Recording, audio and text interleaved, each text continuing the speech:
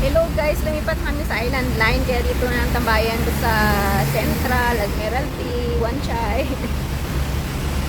Okay. Ngayon, yung mga DH dito, mga FW dito, ngayon lang nagsilabasan. Kasi mga before 1 palang umalis si Typhoon dito, signal number 8. So, ang hirap lumabas pag ganun. Pag sinabi ng amo na delikado pa lumabas, pag pinilit mong lumabas at anong mangyari sa'yo, wala silang pananagutan. So, bilang pag-iingat mo na rin, magstay ka na lang muna sa bahay. Pwede naman yun kasi may reason naman, may bagyo. Subuti na lang kasi kagabi pa yung nag-start hanggang madaling araw. Hanggang pagising kanina mayroon pa 8 pa rin. So, ngayon lang talaga umalis mga before 1.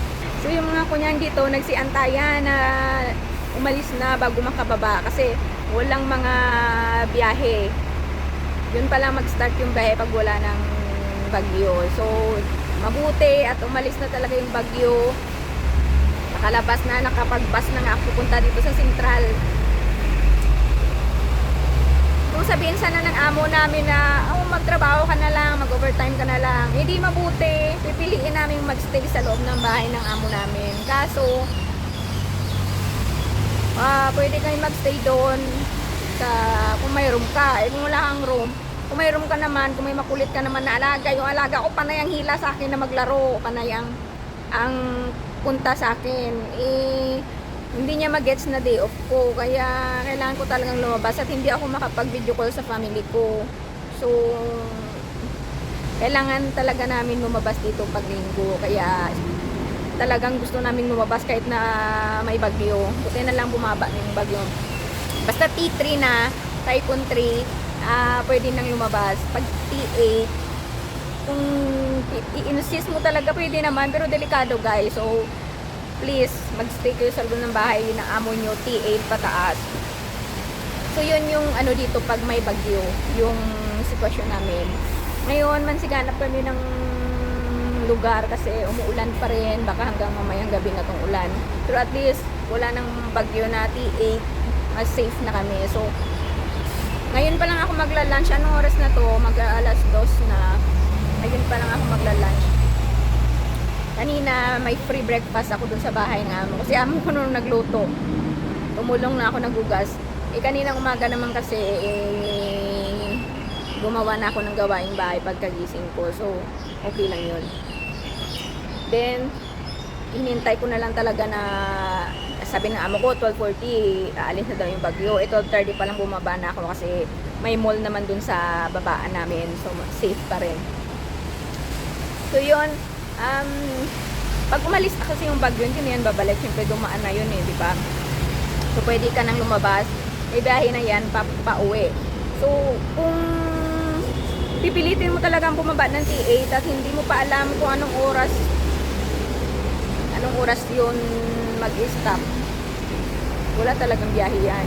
So, may time na whole day talaga yung bagyo. So, buti ngayon, half day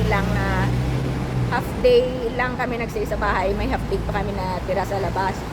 So, tara, let's labas na tayo guys. Ikot-ikot na lang tayo dito sa labas. Paano ba yan?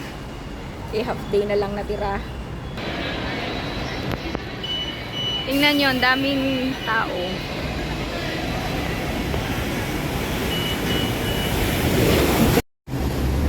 Ayan, dito yan sa Worldwide guys.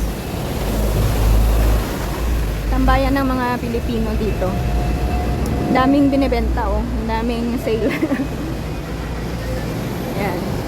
Ito yung area ng mga Pinoy dito sa Central.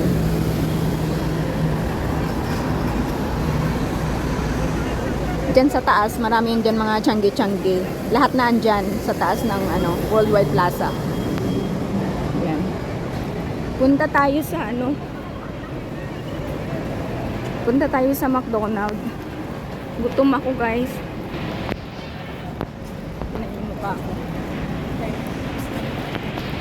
Nakain ako ng lunch sa McDo na lang. Ganyan dito ang buhay namin. OFW. Kakain. Agahan, tanghalian, at dinner. Sagot namin pag day off namin. So, Depende sa amin kung saan kami kakain, doon kami makaka-save. So, yung takbuhan talaga dito, McDonald's, Jollibee.